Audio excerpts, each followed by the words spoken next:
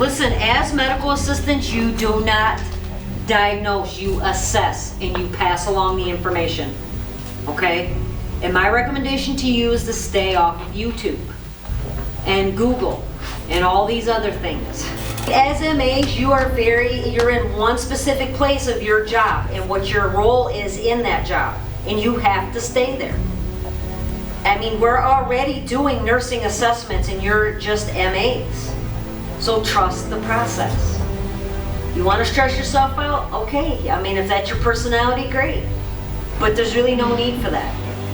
Now, you got to understand, working in an urgent care doctor's office, you're not going to ask somebody to take their clothes off and put a gown on, unless it's warranted. And what I mean by that is if they're complaining about something that you can't see, then they'll have to take their shirt off, or they'll have to take their pants off, or whatever the case may be.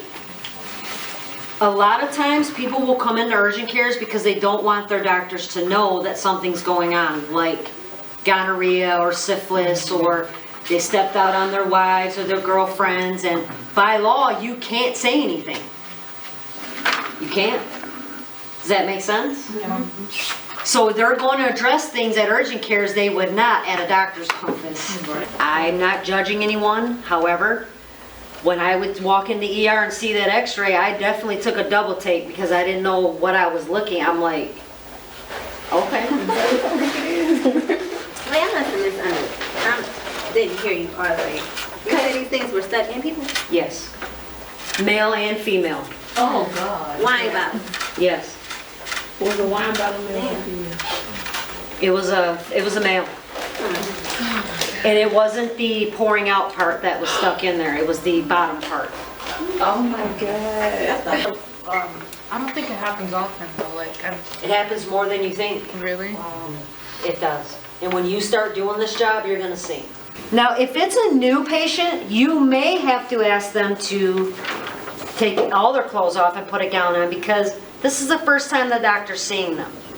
And they will assess moles on their skin, a whole bunch of, different types of things. Because again, it's a new patient. They haven't ever seen them before. And if they do a pap smear, you're gonna be asked to assist them with that. Or if they're removed, yes, ma'am. You see me like, no, remember I told you I did my externship in the gynecologist Yes. office? Yeah. You don't like gyno? Who would? Well, I want to be an OBGYN. Very good. You would. Well, the things you see, there's some of them you will never forget. Or some things that you will smell, you will never forget. Yep. And they think life is good. And obviously it's not. So, like if your pap smear comes back abnormal, they have you to come back and they do the biopsy. So I was in the room, and every time I was in the room while they're doing the biopsy, I would almost faint, like to the point where I had to leave out the room or I had to sit down. So I can't see it, of course, but I know it was being done, and I would be ready to pass out. Now I've watched a lady actually get the Essure, the tubal ligation. I'm looking at her insides on the screen and I'm fine. But that's what I was asking Mel, what is it, why is it like that balance where something that I can't see, I'm ready to pass out, but something I could see, I was all in. I think it boils down, and I told her, is fear. We're all afraid of what we don't know or we can't see. Right. Correct? She couldn't see it. So right away her brain's like, oh no, this is not good. I can't right. see it. I don't know where they're taking it from or how they're taking it. And then she becomes very overwhelmed and she feels like she's gonna faint. Right? Wow. It makes sense though, right? We're all afraid of what we can't control. I guess is a better way to put it. Yeah. It's a threat to us. For me, I can't stand dentures, fake teeth, but I can stick my hand in somebody's body cavity. Okay. Explain that to me. I just want to say, again, I'm always going to be present. I want to ask you guys, how's it going? If you got any questions for me, let's just close out this last half an hour. So what is this, week 2? How's it going? Good. Learning a lot. Yeah. Got 200s on the test. Got what? 200s on the test. You did? Yep. Was the test what you expected? Yes. It was. Yeah. What are some things that we could do to improve your the test, what you're learning? Is there anything that you can think of right now that you wish you did more of? And just be honest. So this is like a face-to-face survey. Is there anything you think is anything that we could touch on that?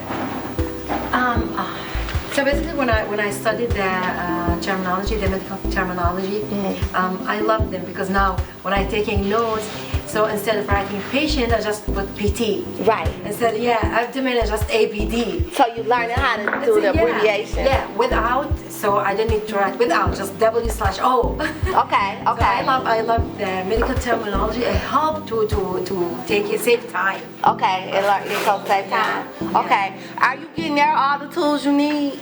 Do you have everything you need, the handout, the lecture? Do you understand that this is the classroom piece, is the like learning how to drive a car? So what happens when you go to driver's training? They don't put you in the car the first day, they don't put you in the car the first week. You gotta learn the rules and laws of the road, right? And that's what the handouts are about, that's what the book is about, that's what the lecture is about, and then what's the next step? You drive the car. What's driving the car? For here, driving the car is the clinical piece and the external piece. So you gotta know that even though it seems like it's a lot, we got this time. We got this time, and we really know we watching it, and it's in accordance to what you need. I went to a school and I didn't get everything I needed, so I did do this based on that. I designed this curriculum. This curriculum is organic, and it's organic to, you guys. How's the school life balance going? Because that's important. Because if school and home aren't balancing, aren't syncing, then going to work is not going to sync either. So how is that going? What is it like for you? Because we had a conversation, and I know this is your second time. So what is it like? Is it getting better?